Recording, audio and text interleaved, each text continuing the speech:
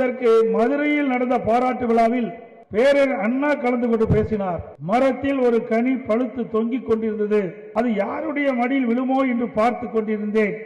நல்ல வேளையாக அந்த கனி என் மடியிலே வந்து விழுந்து விட்டது. அந்த கனியை எடுத்து நான் பத்திரமாக என் இதயத்தில் வைத்துக் கொண்டேன் என்றார். ஆம், புரட்சி தலைவர் தான் பேரர் அண்ணாவின் இதயக்கனி. இதை எல்லா இடங்களிலும் சொல்லி பெருமைப்படுவார் நம்முடைய தலைவர் புரட்சி தலைவர் எம்ஜிஆர் அவர்கள். அதனாலே அண்ணாவின் வார்த்தைக்கு வடிவமளிக்கும் வகையில் சத்யா மூவி சார்பில் மரியாதைக்குரிய ஆர்.எம். வீரப்பன் அவர்கள் தயாரித்த படத்துக்கு இதயக்கனி என பெயர் சூட்டப்பட்டது. அண்ணாவின் இதயத்தில் நம்முடைய தலைவர் எம்ஜிஆர் இருப்பது போன்ற காட்டி இதயக்கனி என்று டைட்டில் போடப்பட்டது. அப்போது சினிமா தியேட்டரில் அத்தனை மக்களும் கைதட்டி பாராட்டம் பெற்றார். அன்று கிடைத்த அதே நிகழ்ச்சி எனக்கும் ரசிகர்களுக்கும் இன்றும் கிடைத்துக் கொண்டிருக்கிறது.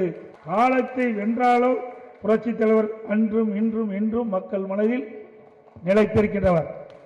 பேரு அண்ணா தலைமையில் திமுக 1967 ஆட்சி பிடிப்பதற்கு காரணமாக இருந்தவர் பொன்மனச்செம்மல் புரட்சி தலைவர் எம்ஜிஆர் அவர்கள். புரட்சி தலைவர் எம்ஜிஆர் அவர்கள் துப்பாக்கியால் சுடப்பட்டு கழுத்தில் கட்டுப்போட்டு போஸ்டர் தமிழகம் முழுவதும் அப்போது ஓட்டப்பட்டது.